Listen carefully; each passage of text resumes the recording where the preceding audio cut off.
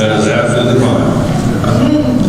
If nothing on items related to number 9, we get to my superintendent's update. And again, I don't have action for you, but I do have the formal report to make in the public meeting. If you look at my superintendent's report, to report that we are on the state's excessive education fund transfer list. I'm sure you're all surprised at this. We received notification on the naughty list. Again, I believe they sent that to me, Mrs. Parks, Mrs. Dutoy, but we have to make sure we voice that in the public meeting, and I will make sure that gets done during my superintendent updates for the group, and no action from me. And that wraps up. We get to item number 12, their communication with you, Mrs. Parks. So if there are no further questions for me, I'll pull back over to you.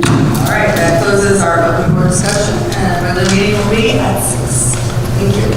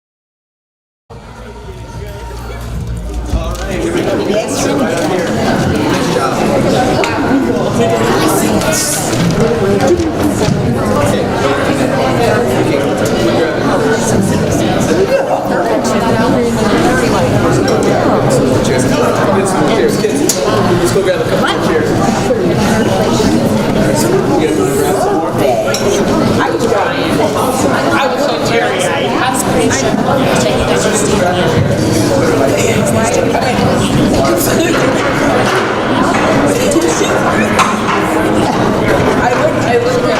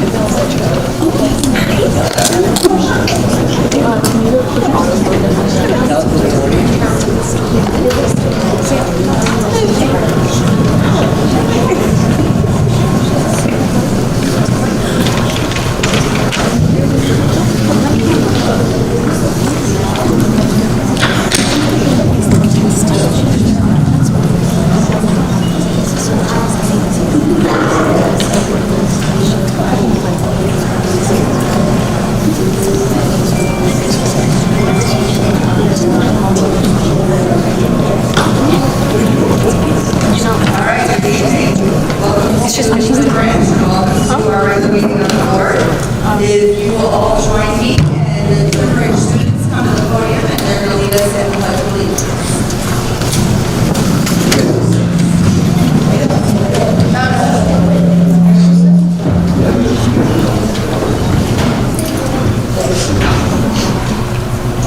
I pledge allegiance to the flag of the United States of America and to the republic for which it stands, one nation, under God, indivisible, with liberty and justice for all.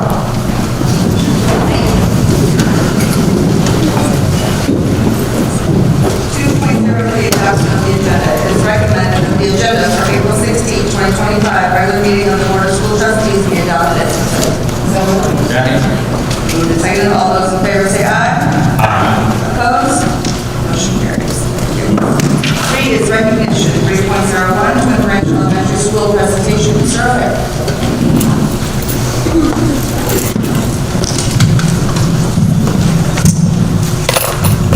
Good evening to Dr. Stevens, President Parks, and members of the board. Thank you for joining us tonight. Here at Twin Branch Elementary, we are committed to fostering a culture of academic excellence, student leadership, and community engagement.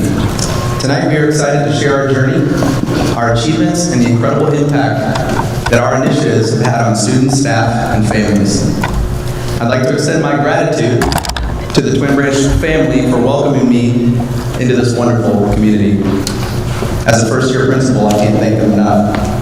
The students and staff and family are truly outstanding, but I want to extend a huge heartfelt thank you to Mrs. Molesky right over there. She's my secretary, and she is a rock star, so I appreciate her tremendously.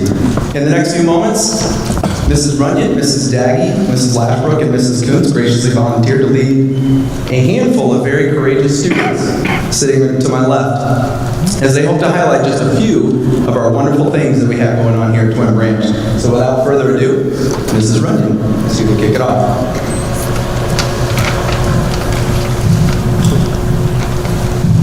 Good evening.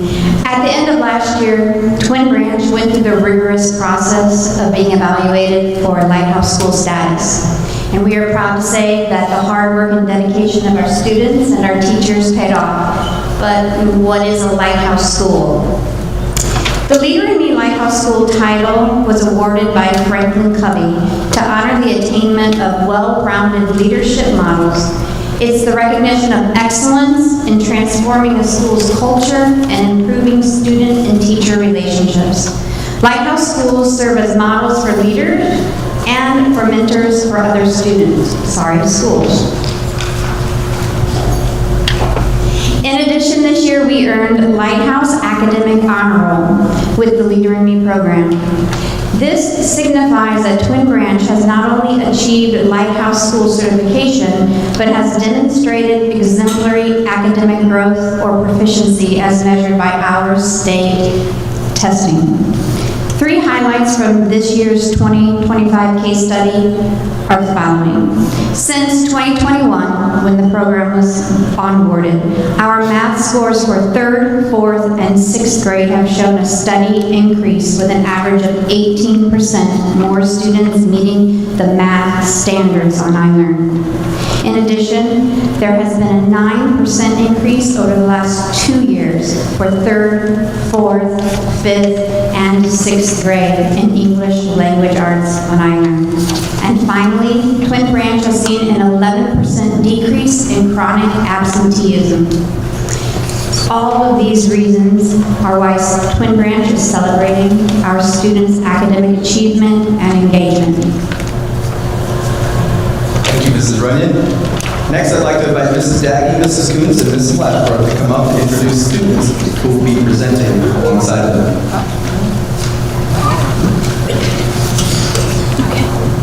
Twin Branch has a strong student, parent, and teacher leadership team. These groups work together to address student concerns, help make decisions within our school building, and work to improve our community. Now let me introduce 3 students on my team, Brayden, Charlie, and AJ.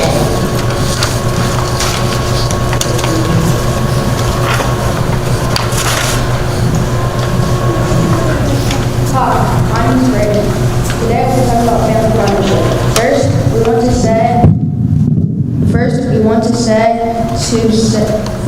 say how much the students and staff appreciate our MPG and all the wonderful things we're doing. We have Popcorn Fridays, we've had movie night, and they're sponsoring a fun fair later this month. In addition, they have raised enough money to cut the cost of the 6th grade trip by 60%. Furthermore, Twin Branch was excited to participate again this year in the canned food drive. Not only did we collect canned food, but soaps, toilet paper, toothpaste, and other necessary household items. A second project we held was a candy grand sale, which helped raise funds for school families who needed a little extra help. Finally, we are excited to share our special community service project. It is called All for Animals. This is a business in our local area that runs on volunteers and donations to help animals in need. This year at our fun fair, the Student Lighthouse team will be running a booth to take in blankets and towels. We are also raffling off portraits of dogs and cats that are looking to be adopted. Here at Twin Branch, we want to create a welcoming school environment for all our students and our families and the community. It's the little things that impact the culture of this place. We are a school that wants to make sure everyone feels welcome. School is a place where kids should want to be. Now let me introduce a few of my friends, Annalie, Izzy, and Corbin and Jackson.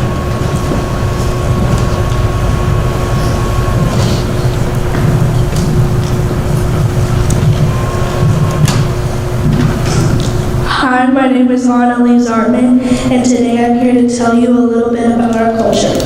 One thing we do to add to our building's culture is student lead card line leaders. Patrols go out each morning at 8 a.m. and begin opening card doors for every child in the school.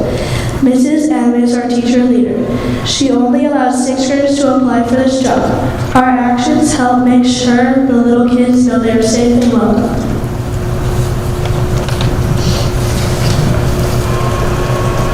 Throughout our school, grade levels have pair up to mentor and share in the learning experience. For example, 4th grade has partnered up with 1st grade.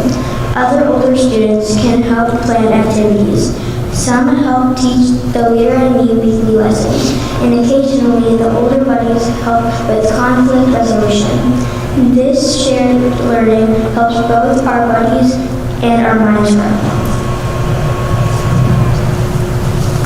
We start our Friday off with a bang. Our principal, Mr. O'Hara, walks around the classrooms as a speaker spreading Friday joy to kids and teachers. The class who collects the most golden shoe tickets gets to come and dance around the school if they want to.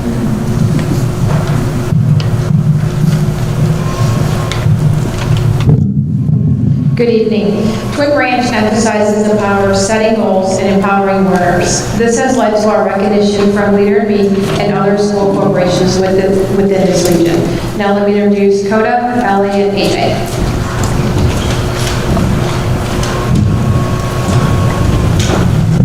So this one's going to be a little bit different. Coda and I, he was in my class, so we're going to just do like a little question and answer, kind of like the way you do in my classroom for setting goals and things like that. So I'm going to introduce yourself.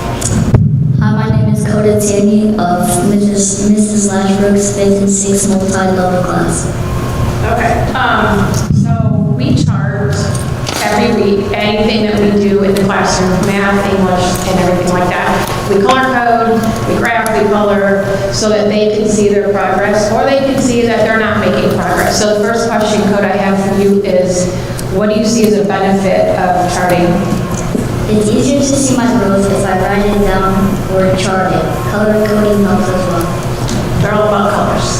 They know they don't want the red color. I appreciate the opportunity to use IXL, English Language Arts, in my classroom. My students have a study plan based on the 3 checkpoints as well as recommended lessons per their progress. They chart their IXL every Friday after they work in the arena.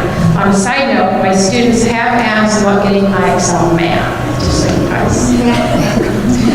So my question for Cody is going to explain this. On Fridays, they go into the arena where they get their new scores, and they absolutely love it. In the morning, like, when do we get to do this? So Coda, what happens after you go into the arena on Fridays? I graph my scores and then take my binder to Mrs. Lashbrook. We talk about my progress and then set goals for the next week. Okay, so Coda has graciously allowed me to share one of his I Ready reports. Now, when I got Coda the first day of the school year, I never in a million years would have thought he would have volunteered to come up here and talk, let alone let people see his charts. And Coda can vouch, he's not the only one. My kids, and so as Mr. O'Hara knows, when my kids get rope, they like put them under a document camera, and they want to show the whole class. So, the Coda's in highlighted green, those were his beginning of the year I Ready scores.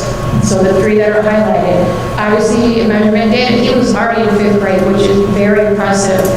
So in August, he only had the highlighted greens. So I asked him how he felt about those. I noticed my scores were very low and in 2nd grade for the most. Okay, so he saw this, he could have very easily said, you know what, I'm done, I'm shutting down, there's no way. And so just with the different math programs we've used in my classroom or the school city has given us, he has worked and worked and worked. So this was just a few weeks ago that he got this. So now how do you feel halfway through? I was surprised because I grew a lot because I focused and worked on math skills all while charting my growth all semester.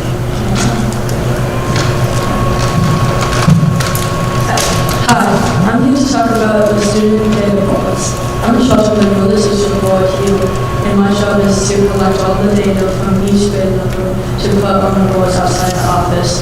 Our goal this quarter is to get 80% or higher in all classes average. This job helps me have a leadership role in our school's community.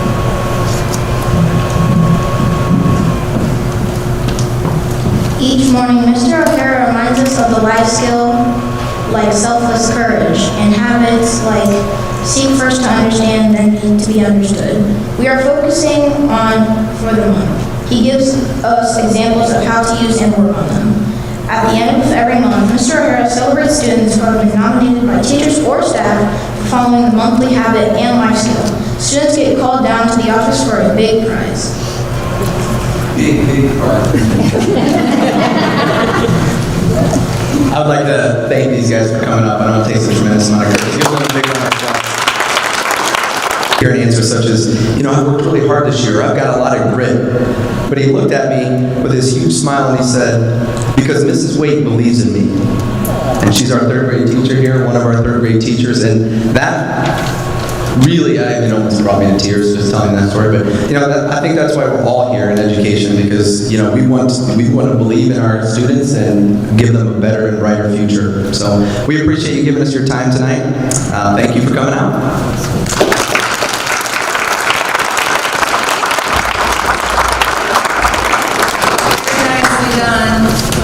And if you students would like to leave, this is your opportunity. Thank you so much for being here.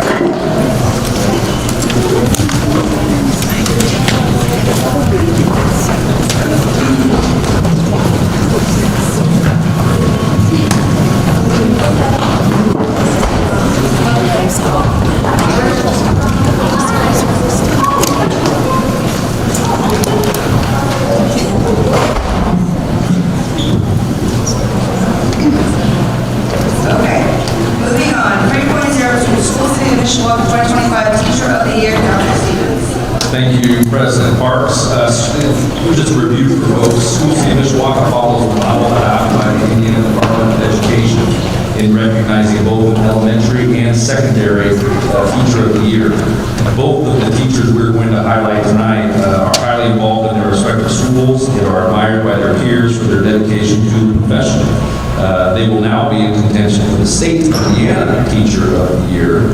And on behalf of the selection committee tonight, we'd like to honor these two exemplary School City of Mishawaka teachers. And so it's not too much of a secret. In just a moment, we're going to invite each teacher up. If they would like to say a little something, they certainly can do so. After that, we will then invite David Curry to the podium from Mishawaka Lions Club to make a short presentation as well. And we may get a few photos after that. So with that, join me in a round of applause and welcoming first our elementary teacher of the year, Mrs. Nicole Ewing, first grade teacher of LaSalle, up to the podium. Mrs. Ewing.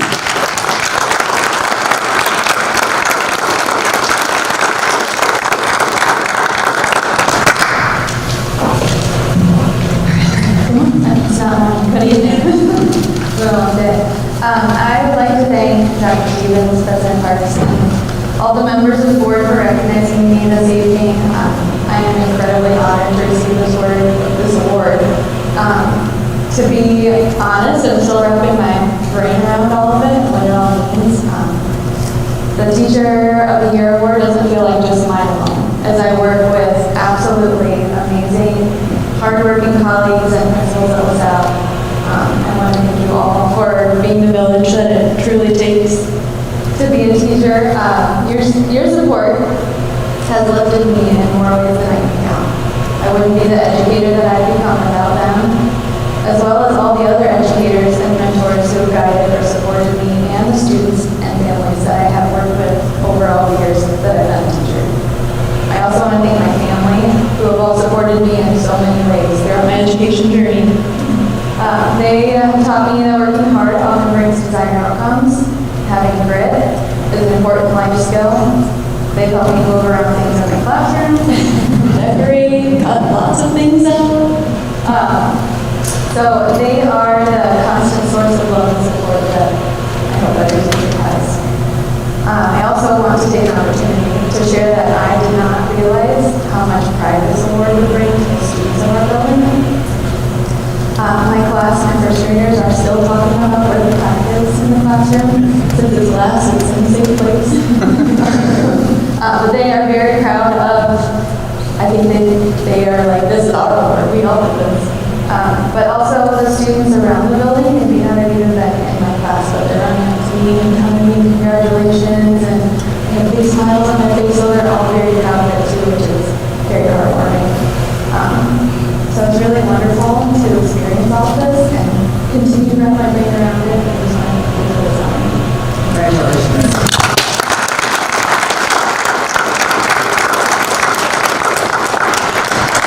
All right, don't go too far, Mrs. Ewing. We'll use you again in just a moment. But next up, if you don't mind, please join me in welcoming to the podium our secondary teacher of the year, Mr. Patrick Hahn, science teacher at Mishawaka High School.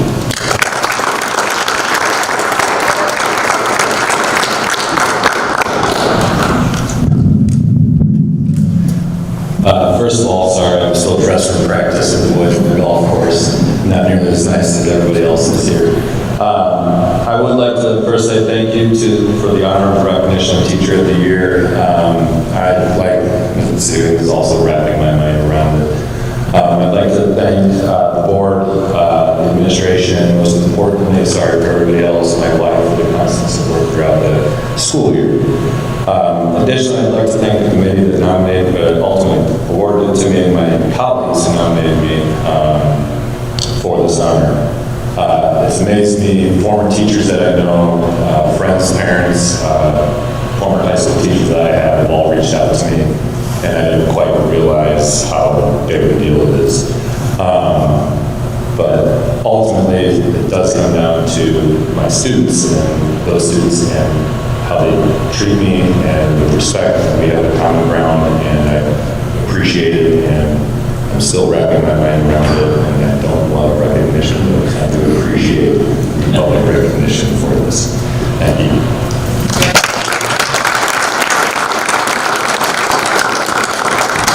Now, if you don't mind, Mr. Curry will invite you up to the podium to say a little something on behalf of the Mishawaka Lions Club. Yes, please, each one here, please come up with Mr. Curry.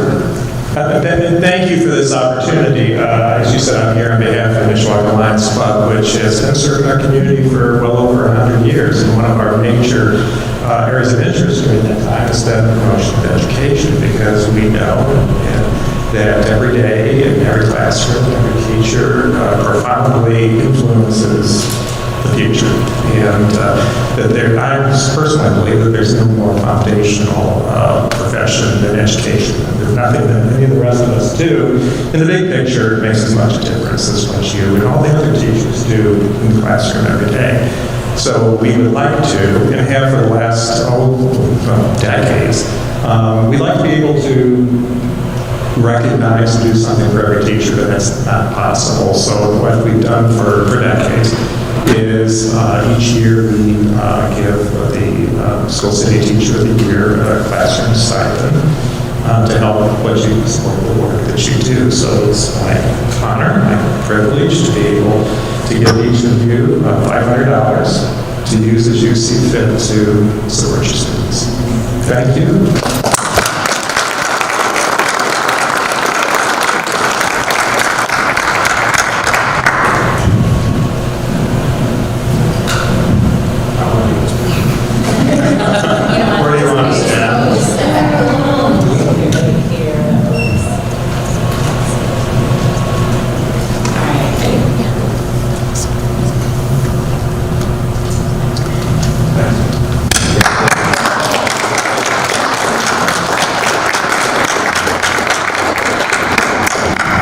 Congratulations again to both of you. Well deserved. 3.03, PhD awarded to Dr. Jessica Mann. Dr. Stevens. Thank you. And Kate, well, the title sort of gives it away. But our colleague, Jessica Mann, Mishawaka High School Associate Principal, earned her Doctor of Philosophy degree from Western Michigan University. Her doctorate degree is in Educational Leadership. Educational leadership is the process of guiding, inspiring, and influencing others to foster growth and development in an educational setting, aiming to improve the quality of education and student outcomes. Congratulations to Dr. Mann. Of course, this is an incredible achievement. School City of Mishawaka is very proud of you, and of course, we want to give you a moment to say a little something, but congratulations to you.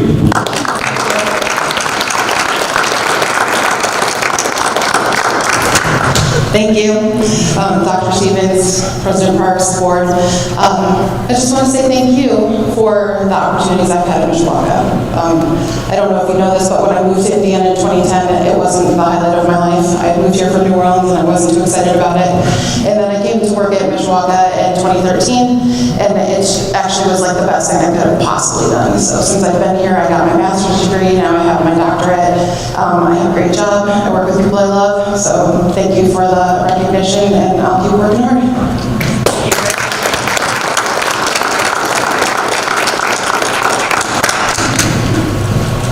Okay, moving on to comments and questions from the floor. 4.01, representatives of the Mishawaka Parent Group. Okay. 4.02, representatives of school employees. 4.03, representatives of Mishawaka Education Foundation. And 4.04 is general public, and no one. Wow. consent agenda. 5.01, approval of the minutes of the March 5th, 2025 meeting. It is recommended that the Board of School Trustees approve the minutes for the March 5th, 2025 board meeting as presented. 5.02, approval of bill warrants and payroll. It is recommended that the board approve the bill warrants and payroll in the amount of $8,902,811 from the appropriate funds. 5.03, approval of the January-February financials. It is recommended that the Board of School Trustees approve the January financials as presented. 5.04, approval of donations. It is recommended that the Board of School Trustees approve the donations as listed and presented. 5.05, approval of the overnight field trips. It is recommended that the Board of School Trustees approve the overnight field trips as listed. 5.06, approval of the agreement with Gallagher Risk Management Services for property casualty and workers' compensation, 4/1/25 to 3/31/26. It is recommended that the Board of School Trustees approve the agreement with Gallagher Risk Management Services for property casualty and workers' compensation, 4/1/25 to 3/31/26 as presented. 5.07, approval of the 2-year agreement with vocational cosmetology. It is recommended that the Board of School Trustees approve the 2-year contract with Bell School of Beauty Culture Incorporated. 5.08, approval of positions descriptions. It is recommended that the Board of School Trustees approve the position descriptions as presented. 5.09, approval of frontline educational renewal. It is recommended that the Board of School Trustees approve the frontline education renewal for the total amount of $57,128.86 as presented. 5.10, approval of the consent agenda. It is recommended that the Board of School Trustees approve the consent agenda. So moved. It's been moved and seconded. All those in favor say aye. Aye. Opposed? 6, reports and discussion items. There is nothing. 7 is human resources. 7.01, personnel report. Mr. Lawrence. President Parks, Commission Board members, tonight we are recommending the appointment of 9 classified, 10 extra duties, and 2 volunteer assignments. Additionally, we have 4 retirements that I'd like to briefly acknowledge. First is Ms. Brenda Baxter. Brenda has been a dedicated member of our food service department since the 2010-2011 school year. She served various roles across many of our elementary schools, but most recently at Liberty Elementary. Her extensive experience in the community to our food service operations will certainly leave a lasting impact. Next is Jennifer Valenti. Jennifer has served as an exceptional English teacher with the School City Mishawaka for the last 27 years. Through her dedication to the life skills program at high school in particular has found success and certainly continue to do so for many years to come as a result of her contribution. Next is Lori Telke. Lori serves as the admin assistant for the Food Service Department at the Administration Center. While Lori is relatively new to the corporation, she has again made a lasting impact and serves our food service director exceptionally well. And finally, Ms. Tony Kirby. Tony has dedicated over 20 years of service to the corporation, contributing to a variety of different corporate responsibilities, cafeteria recess aide, as a custodian, and then most recently as a bus aide. In each of those positions, Tony has brought exceptional care and dedication to the students, and she's formed a really special connection with each of those that she's served. So, on behalf of the board and the administrative team, we certainly want to wish Brenda, Jen, Lori, and Tony the very best and thank them for their many years of service to the corporation. As always, happy to answer any questions the board might have. If not, it's recommended the board approve the report dated April 16th, 2025. So moved. Second, all those in favor say aye. Aye. Opposed? Motion carries. Congratulations to all the retirees. 7.02, approval of the employment with individual employees. Mr. Lott. President Parks, pursuant to GM Code, it is recommended that the Board of School Trustees approve the employment of the individuals as listed in the administrative content. Second. Moved and seconded. All those in favor say aye. Aye. Opposed? Motion carries. Thank you. 7.03, approval of employment with individual employees. Mr. Lott. Second time around, thank you, President Parks. Pursuant to GM Code, it is recommended the Board of School Trustees approve employment with the individuals as listed in the administrative content. All those in favor say aye. Opposed? Motion carries.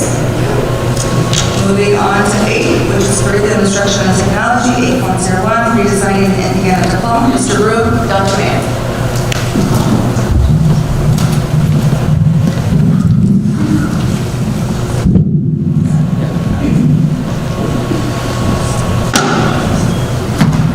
Thank you, President Parks, Dr. Stevens, and school board members. We're here to provide just a quick overview of the new Indiana diploma that will become in effect for our incoming freshmen starting next year. Go to the next slide there. There we go. Okay, so I'm going to kind of compare our old diploma with the new diploma, and then Dr. Mann is going to kind of dive in a little bit and give you some details with the different seals that go with our new diploma. But if you notice on the slide there, our old diploma, there were 4 different diplomas that students could earn. We had the general diploma, the core 40, we had an academic honors diploma, and a technical honors diploma. So there were 4 different diplomas that kids could earn. Starting next year with our freshmen, there will be 7 different diplomas that kids can earn. They call that the base diploma, very similar to a core 40, but it is 2 more credits, which Dr. Mann will get into with you here momentarily. But then there are what we call seals. So we have an enrollment seal, a base, an employment seal, and an enlistment seal. Going even further, with some more things that kids can actually attain, they can take those enrollment, employment, and enlistment seals, and they can get a plus seal for each of those. So that's a total of 7 different diplomas that kids can earn. If we look at the next slide there, this is a nice comparison, and I know Dr. Mann had passed out to all of you a handout that kind of shows you a comparison between the core 40, the old core 40, with the actual new diploma, so you can side by side see what those different requirements are with the different subjects. On the back side of that is what she's going to talk about with the different seals that the kids can earn. This next slide is kind of we tried to take kind of that pertinent information and pull it out because there is a lot. And if we went over everything, we'd probably be here for a long time. So we tried to pull out some of those important things with the different seals. And one of the things I'd like to point out is Governor Braun has been working with many of the Indiana schools, colleges here in Indiana, and if students earn that Honors Plus seal, most colleges are using that as an admittance to their college. So if they earn that seal, they will be admitted to a lot of the Indiana schools at this point have already pledged that they will take that. We also put up there too, if you notice in the blue color or purple color there, in each of those different seals there will be an attendance goal that each kid has to meet. They have not defined that attendance goal yet. We're assuming it's probably going to be close to the 94% that they already have for our students, or that's the goal for many of our students. So I will let Dr. Mann go over some of those details with you. Hello again. So just changes of note, obviously I'm not going to go over all the changes, but a big change is moving from a required 2 PE courses to 1 PE course. The health requirement still stands. Then college and careers is now required to graduate. Previously we offered it wasn't required to pass it to graduate, but that's now turned into a requirement, and we've been offering that class for quite a while. Personal finance is now required to graduate because they'll have to pass it. Currently they're required to receive certain content, but it wasn't a class, now it's a class. And we've been offering that to all students starting this year, so our current sophomores have personal finance. The current freshman will take it next year, and then the incoming class will have to pass that class to graduate for the class of 29. And the state is now requiring 1 computer science class to graduate, and it is called Computing Foundations for the Digital Age. So that's going to be partnered with the College and Careers class. And that's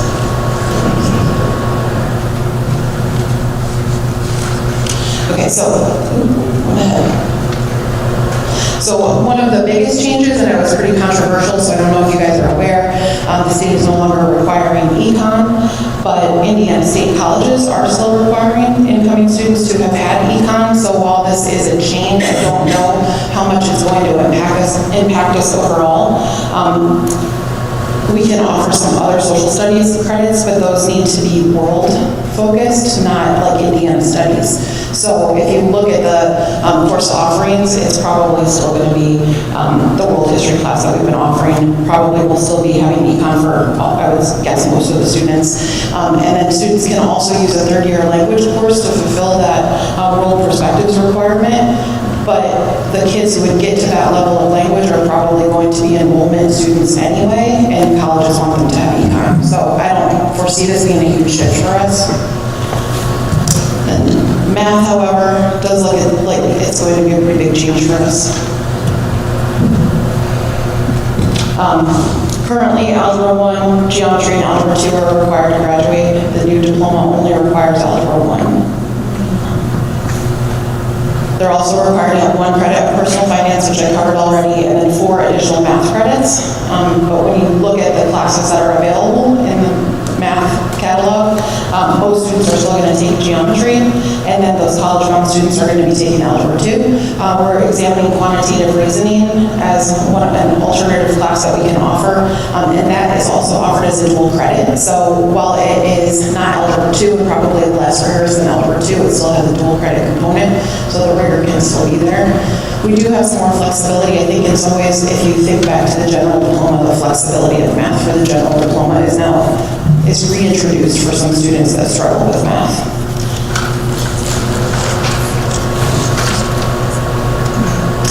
The honor seal, Mr. Drew already had you look at this, but it is nearly identical to the academic honors diploma, so that's not going to be a drastic change.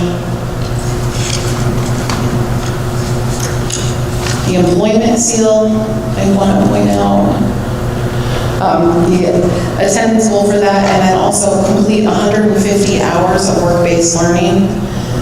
In a semester, a student can earn 75 hours rather easily with a part-time job. So 150 hours is more like 1 year of continuous part-time employment for a student. And then this also includes a CTE pathway. So the current requirements, we're pretty much hitting, what was it? I think last year's cohort had about 88% of our kids earn CTE concentrator status, something like that. So we are going to continue with that with our students, with the hope that many of our students will be able to achieve the honor seal if they're not getting the enrollment seal, and the fact that it's just a great way to have job training at the high school. And it also brings the CTE funding to the district. And then the last seal I'm going to talk about is the enlistment seal. This requires a specific class that is Introduction to Public Service, but that class hasn't been defined yet. So most of the guidance is that the Human Services pathway that we already offer would be the best choice for kids that are thinking about going into the military. This one also does want kids to identify early and have a mentorship with someone who's in one of the armed services. And then of course also meet the attendance goal, because that would be good for the military, I think. So with the work-based learning requirements, I just want to recap them. So for the Honors Plus seal, for enrollment, those kids need 75 hours. So they're earning like the Indiana College Board and also have a part-time job, maybe during their senior year. The Honor Seal for employment is 150 hours, which is doable for most of our students. The Honors Plus Seal for employment is 650 hours, which is a lot of employment starting sophomore year. If you think about it that way, like when you are 15, we're starting and working a lot over the next 3 years. So in looking at this closely, one of the terms that they use is simulated work-based learning. So those experiences can be part of the greater classroom lessons.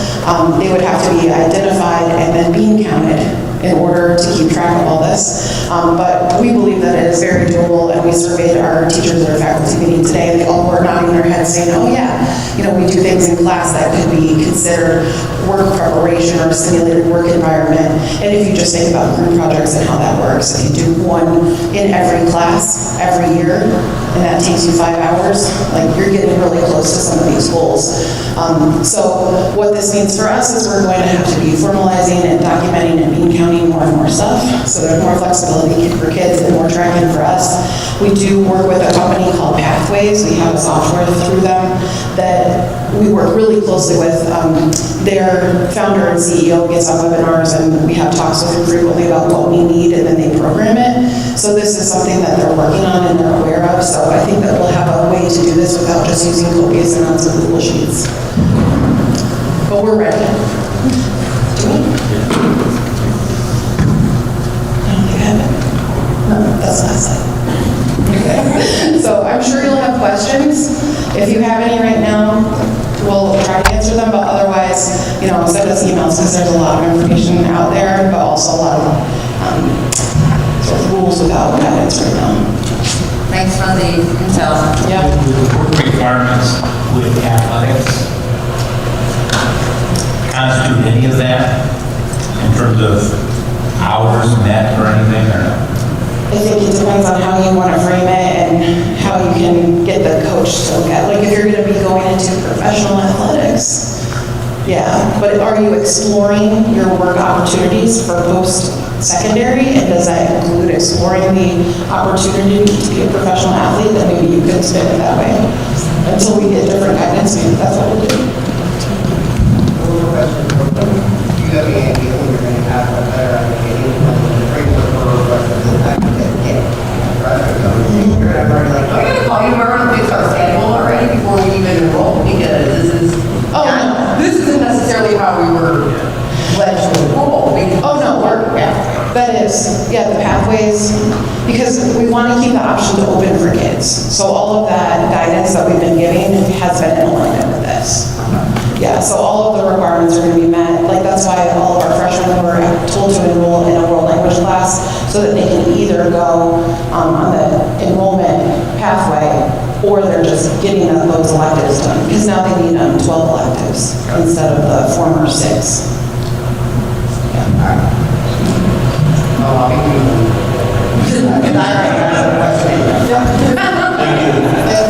Thank you. 8.02, approval of Growing Together Preschool for Day Program. Dr. Jones. Or Mr. Jones. Sorry, want to be a doctor now?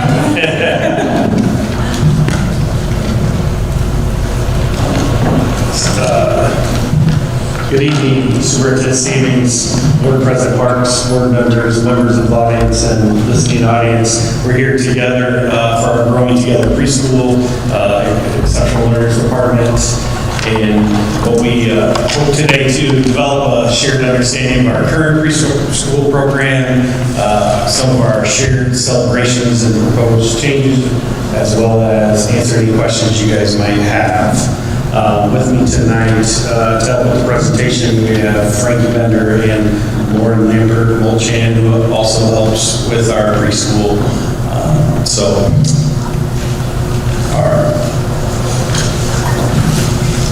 we have two different preschool sites. We have Beater Elementary, which is level 3 past school quality, and we have 3 classrooms. The times are from 9 a.m. to 11:30. And then our PM classes are from 12:45 to 3:15 p.m. And then we serve the 3 to 5-year-old students with IEPs as well as preschool buddies. At our LaSalle Elementary, they are also a level 3 past quality. We have 2 classrooms. Their times are 8:30 a.m. to 11 a.m. And then our PM times are 12 p.m. to 2:30 p.m. And they also serve the 3 to 5-year-old students with IEPs as well as preschool buddies. And our current preschool staff, we have the preschool support and eval team, which is Frankie Bender, myself, Tina Hamick, and Megan Johnson. And our Beater team, our lead teachers are Heather Brady, Holly Konwinski, Braden Van Overberg, And our PAs, our primary assistants, are Taylor Landis, Maggie Nichols, and Ellen Carter, and Jamie Heiser. For LaSalle Elementary, our lead teachers are Cindy Orlando, Tammy Rodriguez, and our primary assistants are Brittany Clark and Laura Hill.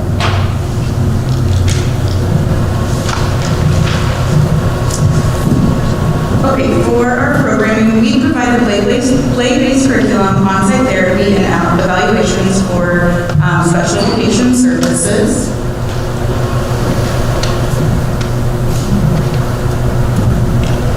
And then our preschool currently partners with Community Foundations of St. Joe, On My Way Pre-K, and Ready to Grow St. Joe for curriculum monitoring and feedback, vouchers, and professional development. One of the things that we wanted to bring to you guys tonight is some of our students attend 2 days, some attend 3 days, and currently 5 days. And we would like to propose a change for someone to attend 4 days, which would change some of our funding, which would be $180. So that would change in the school year of 25-26. And what we do is look at ages, and we try to mirror what our typical preschools would have. So our 3-year-olds, our 4-year-olds, and our 5-year-olds in those programs, and how many days they would come and need support, as well as some of our students needing support, how much it would take days for them to be supported. Some of our other funding that we would have is $40 a semester for a materials fee, as well as we have reimbursements of funding from our general funds, our preschool grants, as well as our exceptional learners grant. And then also, since we're at level 3, we do receive funding for students that are on my way pre-K.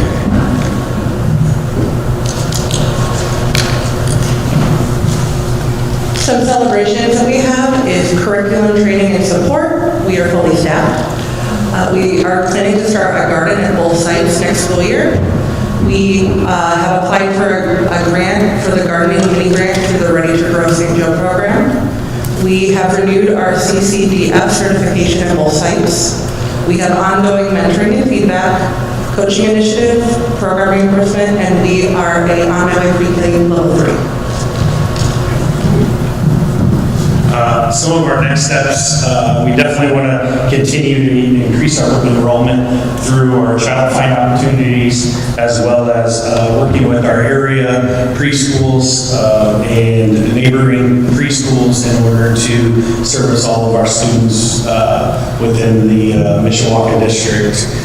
So in some of the ways that we feel we can do that is to increase posts with our showcasing and program, as well as social media, and then work with our website and what we have on there, and then improve some of our marketing efforts for our families that are able to talk with other families within the community to increase some of that enrollment at our 2 sites, and then to continue to increase hopefully throughout the other elementaries here in Mishawaka.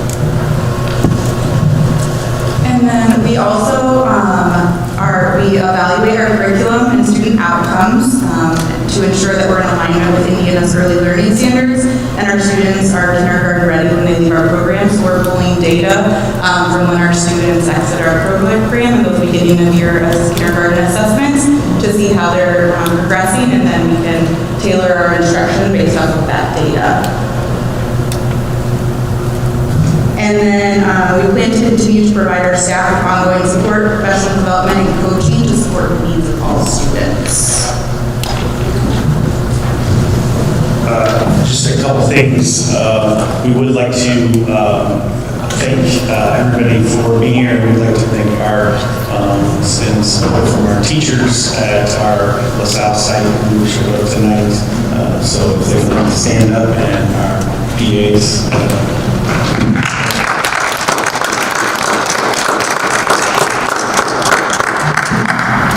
We welcome any of you guys to come into the preschool, see and sit on our little chairs. You guys will like that, and I know our staff will like that too, to see you guys come into those two programs. They all do a wonderful job at those, in those programs, and we continue to get better daily and continue to support each other in those endeavors and make sure that those students are ready for kindergarten and that full day program at those schools.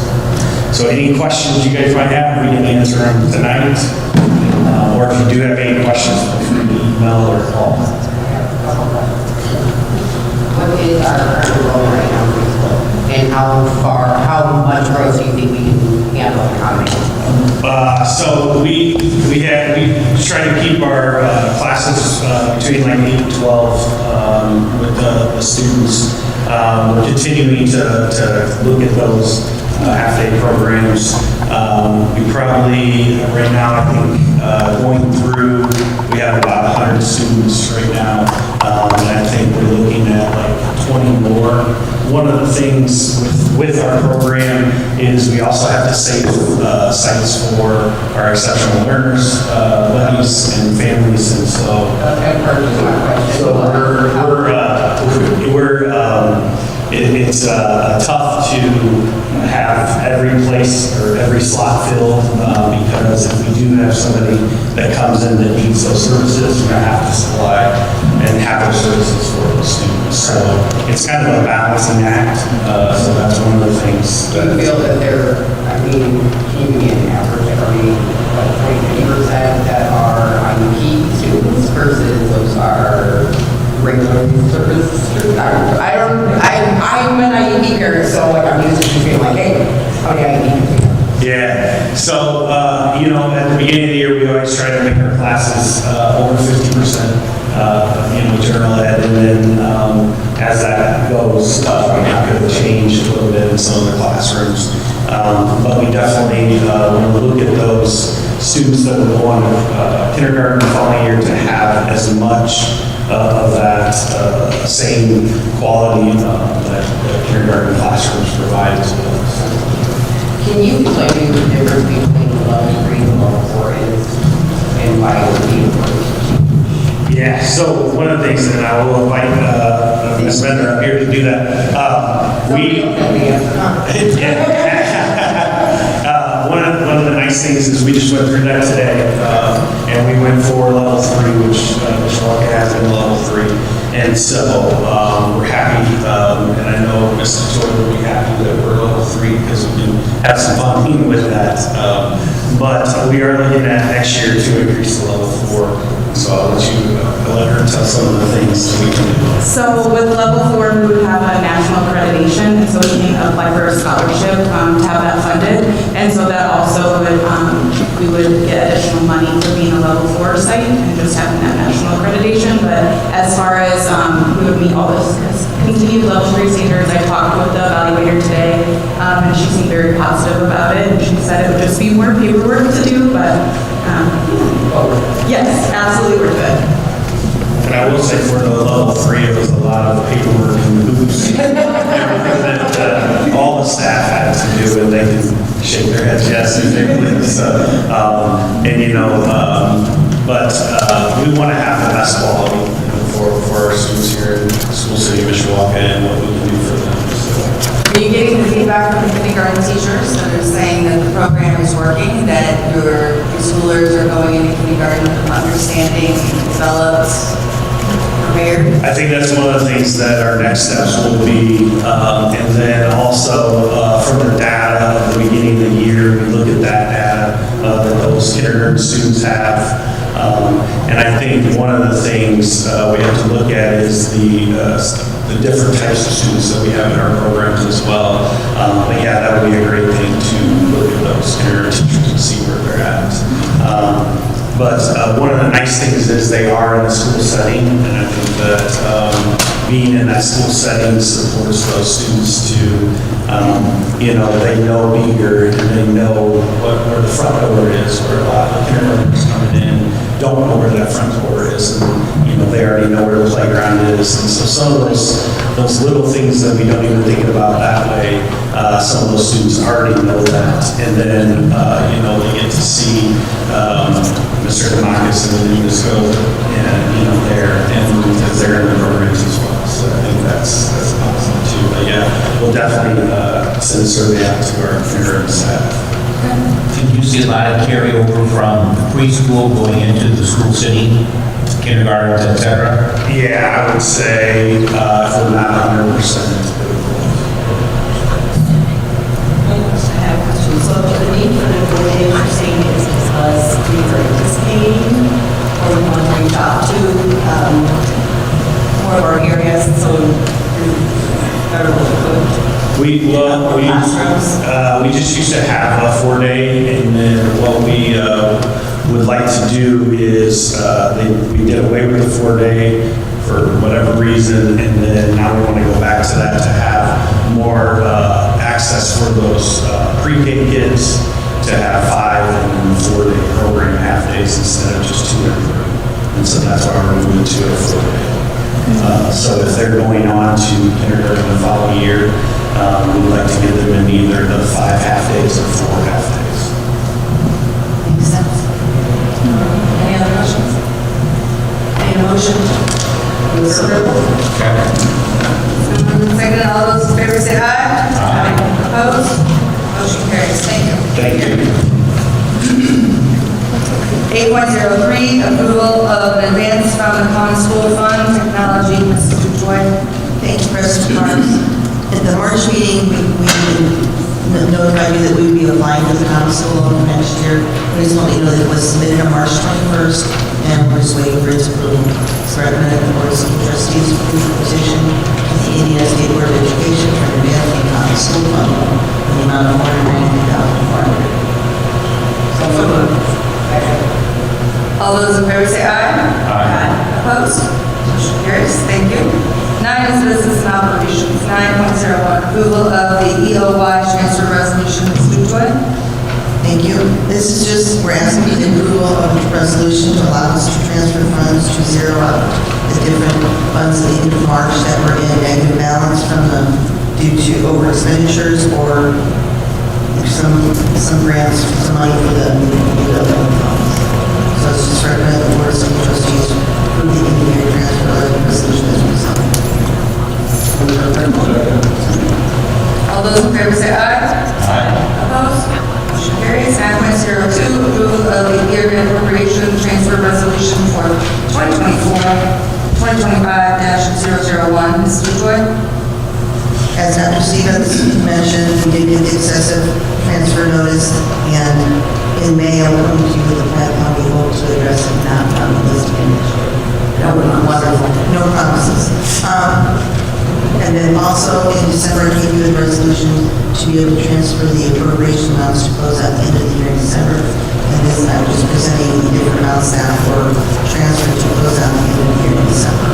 So it's recommended for school trustees to approve the year appropriation transfer resolution for 2025 and 2025-001. All those in favor say aye. Aye. Opposed? Motion carries. 9.03, approval of the Handle Children's Museum doormat fund of operations fund. Mrs. Joy. Thank you. Our accounts payable person was reviewing funds recently, and she discovered that the Handle Children's Museum funds were just sitting there.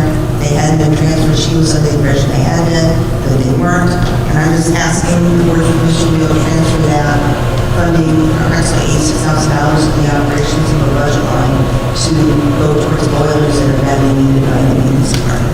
How much was it? $86,000. Just sitting there. Just sitting there. Wow. All right. Is there a motion? Second. All those in favor say aye. Aye. Opposed? Motion carries. That's great. 9.04, approval of the funds transfer listing. Mrs. Joy. Yes, Mr. Calabac and I sat down with Mr. Skipton, and we redid the agreement for the next 2 years for the transportation fleet, and we would just like your approval for the service agreement we approved for the commercial.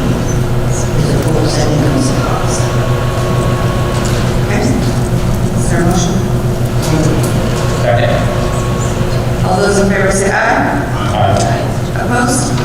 Motion carries. 9.05, approval of the service agreement for the SEM bus fleet. Mr. Joy?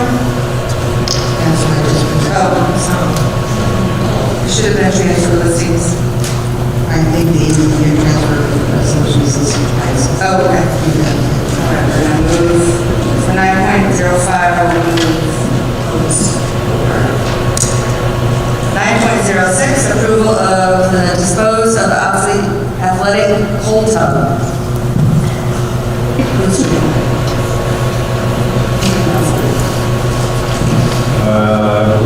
do obsolete property or what do you do? I'll jump in there. The Mishawaka Athletics Department needs to dispose of a cold tub, which was donated by the University of Notre Dame, and no longer works and will be cost prohibitive to repair. So, pending your approval, if you're interested in used cold tub, that'll make a great deal. So with that thought, that is recommended that the board of trustees approve the disposal of the cold tub that is no longer working. Second. All those in favor say aye. Aye. Opposed? Motion carries. 10 is policy updates. There's nothing. 11 is superintendent's report and action items. Dr. Stevens? Thank you, President Parks. Really just two items, and again, we were here for the work session. You know that we received written notice, School City of Mishawaka received written notice on March 27th that we are again on the excessive education fund transfer list. The General Assembly tasked the Department of Education with tracking transfers from the education fund, and generally it's highly recommended that schools transfer no more than 15% from the education fund to the operations fund. When you do that, you are on the naughty list, which is where we are. In School City of Mishawaka's case, we were at 18.11% transfer. The reasons we are on this list are the same reasons we will likely continue to be on this list, and that is simply to boil down what I probably say every year. The operations fund often is shortchanged, so to speak, in relation to the education fund. We have old buildings, old infrastructure, things of this nature that often can become costly. We certainly do our best to live within our means, but for our fine teachers to be able to educate and have school, you have to have lights, you have to have a building, you have to have heat, air, all those things, and those don't just fall out of the sky for free. All those things cost money, including working roofs, Mr. Camelback. He also loves roofs, all that kind of stuff. Also, a little side note, the operating referendum in 2023, which the community so graciously approved, does help us with operation services, but that in and of itself does not and will not keep us off that 50% excessive transfer list. So it was our duty to make sure that this made the board attendance tonight, and this was stated at a public meeting, and that's the reason I bring that to your attention this evening. The next and last item for me is a special thanks to Mr. O'Hara and the Twin Branch staff and students. Many of the line staff are still here and sat through the entire riveting meeting. Bless you and thank you. But thank you for hosting us tonight. We really appreciate it. And if you don't mind, let's give those fine folks a round of applause.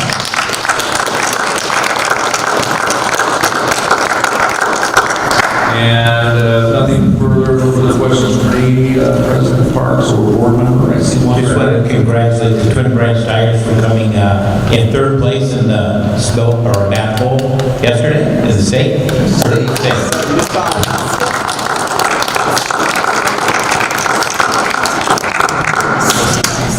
Great catch. If nothing further, President Parks, I turn it back over to you. All right, moving on to 12, which is communications, 12.01, public announcements. The next meeting of the School City Mishawaka Board of School Trustees is May 7th at the Mishawaka High School. And if there's nothing else to come before the board, this meeting is adjourned. You guys enjoy the rest of your week.